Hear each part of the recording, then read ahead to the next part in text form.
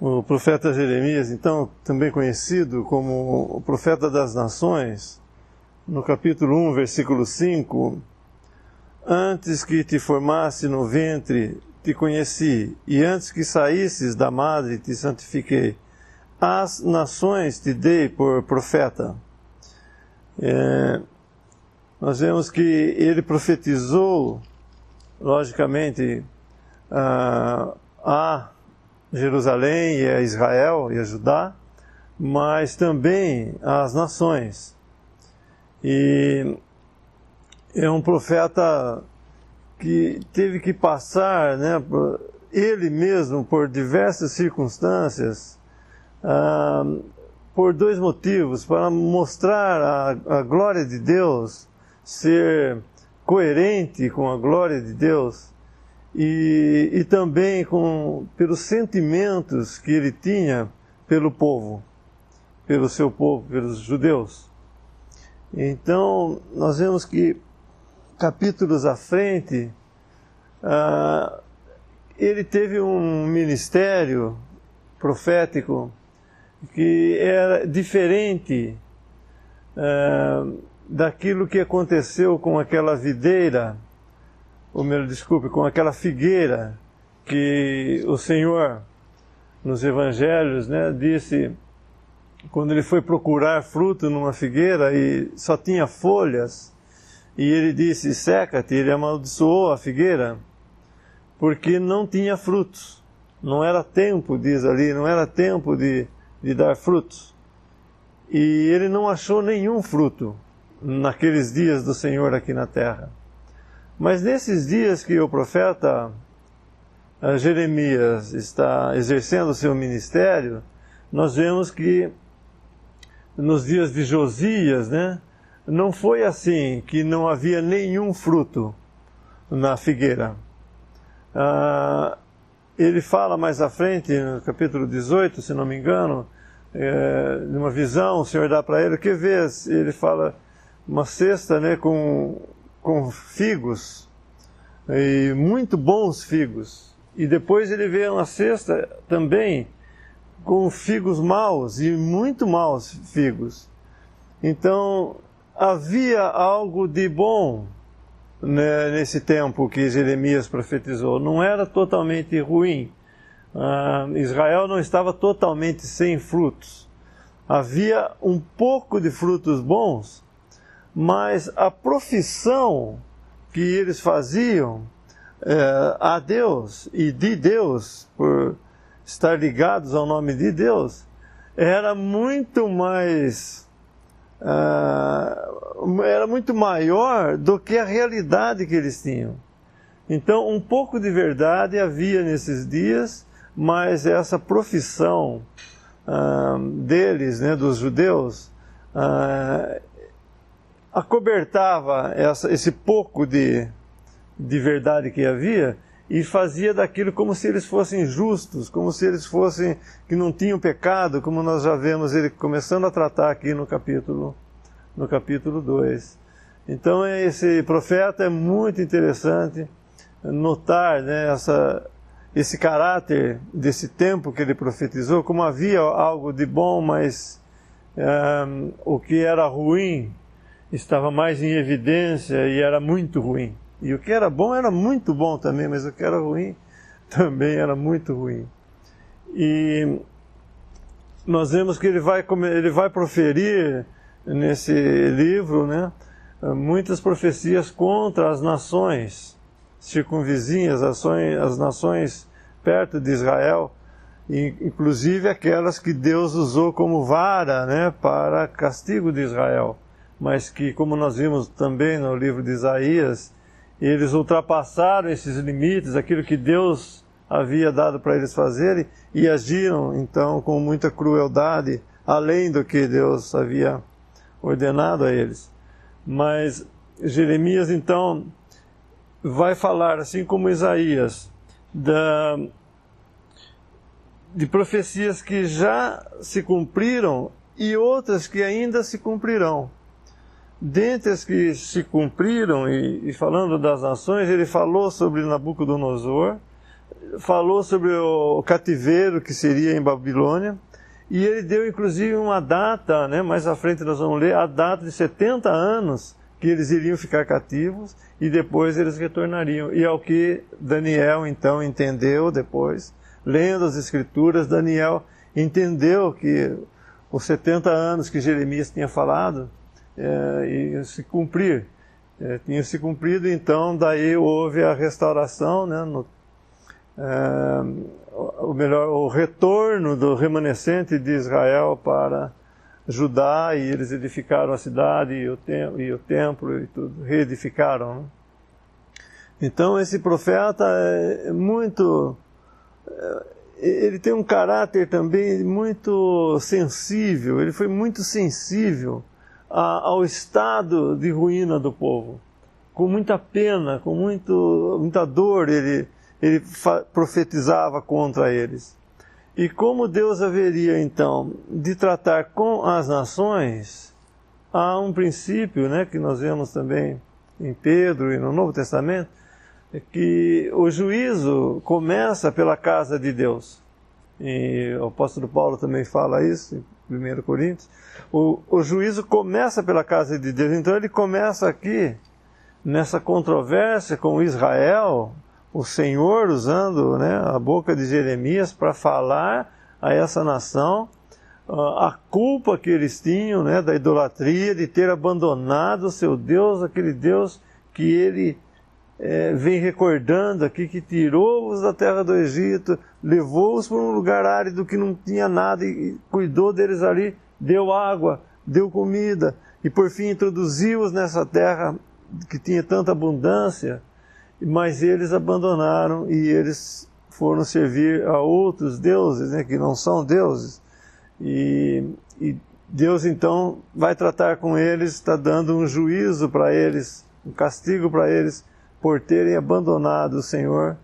E Jeremias vai então com muita dor, com muito sofrimento que ele mesmo passou em si mesmo, na sua própria vida, né, seus temores, enfim, tantas coisas que o seu povo foi contra ele foi mal entendido, esse povo acabou odiando a Jeremias pelas profecias que ele falava, e sofreu então ele muito nas mãos dos seus próprios conterrâneos. O que nos faz muito lembrar de Cristo também, como teve que passar nas mãos dos seus próprios irmãos, né? Tudo o que passou. E Jeremias então é um profeta mesmo, nós vamos ter muito proveito em estudá-lo, talvez um pouco sem pressa, para podermos aproveitar, né, essas profecias que já se cumpriram, como essas que eu mencionei, e outras que irão se cumprir ainda, depois que ele, depois, quando na grande tribulação, eles então passarão por novos juízos, como nunca houve sobre a terra, e daí então eles realmente desfrutarão das bênçãos do reino eterno prometido para eles e para as nações também.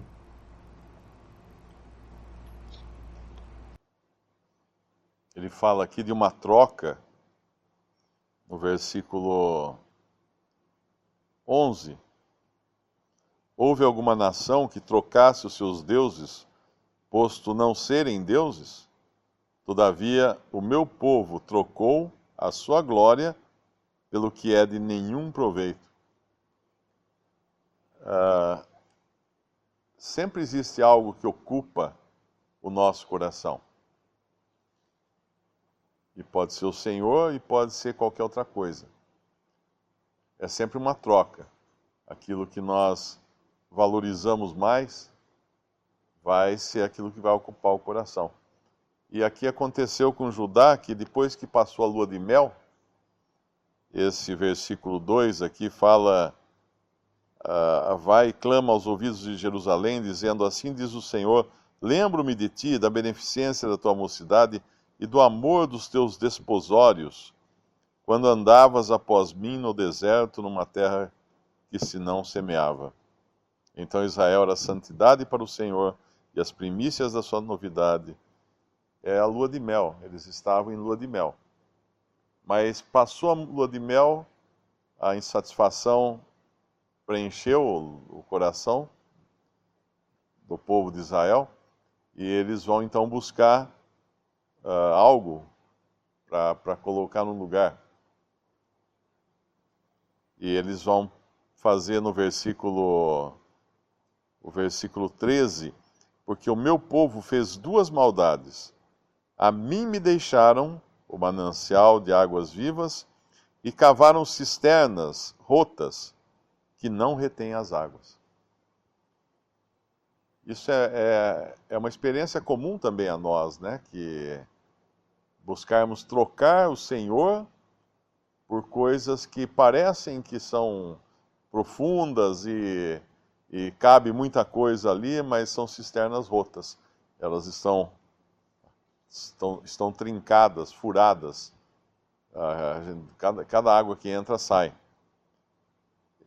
Um processo aqui dessa perda do foco deles, ou seja, de tirar o Senhor de diante deles, parece que é mostrado aqui no versículo 8, por diferentes classes de pessoas que tinham responsabilidade sobre Israel. Os sacerdotes não disseram: onde está o Senhor? Ou seja, os sacerdotes são aqueles que deviam interceder pelo povo diante do Senhor. O povo ia aos sacerdotes e os sacerdotes iam ao Senhor, com os sacrifícios, com as demandas do povo, intercedendo, fazendo a intermediação entre o povo e Deus. Agora, no momento em que os sacerdotes não sabem onde está o Senhor, eles deixam de ter utilidade, de fazer essa ponte. Onde está o Senhor? Os sacerdotes não disseram, acaso não disseram os sacerdotes, onde está o Senhor? E aí vem os que ensinavam, os mestres da lei. E os que tratavam da lei não me conheceram. Tem um versículo que a gente lê no Novo Testamento que fala: o testemunho de Jesus é o espírito da profecia. No momento em que os sacerdotes perdem de vista justamente a quem eles devem se dirigir e a quem eles devem buscar para interceder pelo povo, no momento em que os mestres da lei já não sabem nem mesmo quem é o Senhor, um não sabe onde está, o outro não sabe quem é, os que tratavam da lei não me conheceram. Aí vem os pastores, que eram os guias de Israel. Esses prevaricaram contra mim, ou seja, se rebelaram contra mim. E nós sabemos que a tônica de qualquer parábola de pastor e ovelhas é que tem a ovelha desgarrada, a ovelha arredia, a ovelha desobediente, a ovelha rebelde contra o seu pastor. Agora, quando o pastor fica rebelde, aí a coisa fica muito mais complicada, porque ele não tem mais nenhuma direção para dar e nem para cuidar das suas ovelhas. E aí os profetas que deveriam profetizar por Deus, eles passaram a profetizar por Baal e andaram após o que é de nenhum proveito, fala o versículo 8. Ou seja, aqueles que tinham responsabilidade sobre Israel tinham perdido completamente a bússola. Eles não sabiam para onde iam, eles tinham substituído a Deus, é claro, e aí vem as consequências disso. E uma das consequências disso é a insensibilidade ao pecado. Sempre que nós nos afastamos do Senhor, sempre que nós perdemos de vista o Senhor, sempre que nós não enxergamos mais o Senhor nas Escrituras, sempre que nós nos rebelamos, como esses pastores aqui, ou acabamos profetizando por Baal. O que é profetizar por Baal, no nosso caso? É a sabedoria do mundo colocada para substituir aquela sabedoria que vem de Deus que nós perdemos de vista. Aí o que acontece com isso? Troca o Senhor por cisternas rotas e perde a sensibilidade ao pecado. fica insensível ao pecado. E isso vai falar no versículo mais à frente.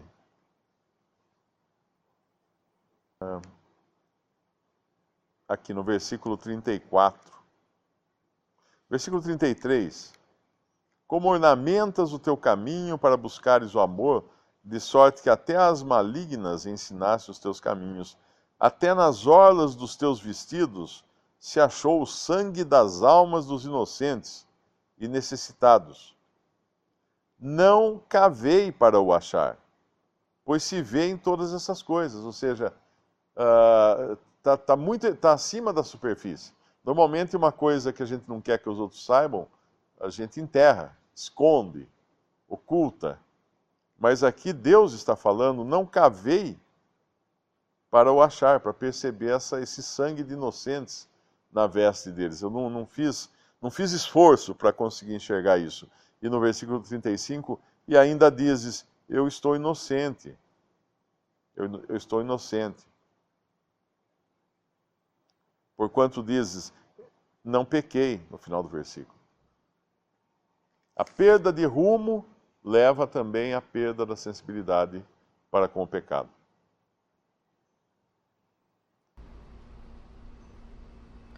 Israel era para ser o que? Um exemplo das nações. Ele era o povo separado de Deus para ser um povo santo e para mostrar que havia um Deus vivo e verdadeiro. E estranhamente, né, não podemos entender porque isso.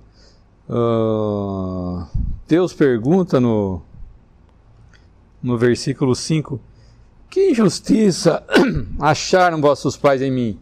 Ou seja, que fiz eu de mal para vocês, para que vocês me estranhassem, para que vocês se tornassem levianos? Que Deus se coloca numa posição de não vou falar de vítima, não é essa a palavra, mas dizendo o que foi que eu fiz? Qual foi o motivo que eu dei? Né? Ele quer saber para que eles trocassem Deus. No versículo 11, havia várias nações em redor da terra de Israel, várias nações, vários povos. E eles tinham os seus próprios deuses, de pedra, de pau, de barro. E Deus pergunta, qual desses povos trocou de Deus? Porque era um Deus, trocaram a mim mananciais de água viva. Né? Qual desses, os deuses dos povos eram o quê? Eram deuses mortos e inúteis. Eles não trocavam, quando a colheita deles não ia bem, eles sacrificavam para os deuses, ou esses povos, para ver se aplacava a ira desses deuses. E mesmo assim era inútil, nós sabemos, porque só existe um Deus único e verdadeiro, o único Deus único e verdadeiro. E aqueles povos, mesmo assim, tendo deuses inúteis, não trocavam de deuses. Deus estranho, fala assim, como pode um que conheceu ao Deus vivo e verdadeiro trocar por aquilo que é de pedra e de pau e de barro e me abandonar, né? E fazer pouco caso da minha pessoa. Isso que deixou Deus. Eu lembrei de um versículo no Novo Testamento que está lá em 1 Tessalonicenses, capítulo 1, fala a respeito dos que estavam em Tessalônica, da igreja dos Tessalonicenses, versículo 8, porque por vós soou a palavra do Senhor, não somente na Macedônia e Acaia, mas também em todos os lugares, a vossa fé para com Deus se espalhou, de tal maneira que já dela não temos necessidade de falar coisa alguma. porque eles mesmos anunciam de nós qual a entrada que tivemos para convosco, e como dos ídolos vos convertestes a Deus, para servir o Deus vivo e verdadeiro, e esperar dos céus a seu Filho, a quem ressuscitou dos mortos, a saber, Jesus que nos livra da ira futura. Então temos aqui no Novo Testamento o exemplo dos de Tessalônica, que se converteram o quê? Dos ídolos, para servirem ao Deus vivo e verdadeiro, e aguardar dos céus, né, a vinda do Senhor Jesus, esperar do céu o seu Filho. Então Israel fez exatamente ao contrário, ele saiu do Deus vivo e verdadeiro e voltou para os ídolos. Pode uma coisa dessa, tendo conhecido a Deus, né? Deus se deu a conhecer deles. Quando eles ficaram no Egito por 430 anos, não sei bem o tempo, Deus deixou de falar com eles. Então toda aquela geração ficou sem saber a respeito do Deus vivo e verdadeiro. Mas quando ele vai tirar com mão poderosa, através de Moisés, esse povo do Egito, ele vai mostrar com sinais e maravilhas. Ele vai abrir o Mar Vermelho, eles viram. Eles foram sustentados no deserto. Por isso que ele fala, o Deus que sustentou vocês no deserto. Vocês não perguntam por esse Deus? Vocês se esqueceram dele? Vai sustentar ele no deserto por 40 anos. Eles viram seus sapatos não se desgastarem, suas vestes não se desgastarem. Eles viram. Contudo, a palavra fala, eles não tornaram só os seus rostos, mas tornaram suas costas. Não é só virar o rosto, eles viraram as costas para Deus, como eu não sei que versículo que fala aqui nesse capítulo, que nós estamos lendo.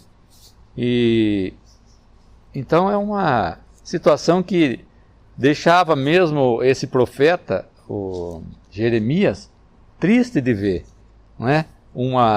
Só uma casca por fora, né? Uma pequena casca que o Josias tentava fazer com esse povo, mas por dentro era podre, né? Um povo totalmente...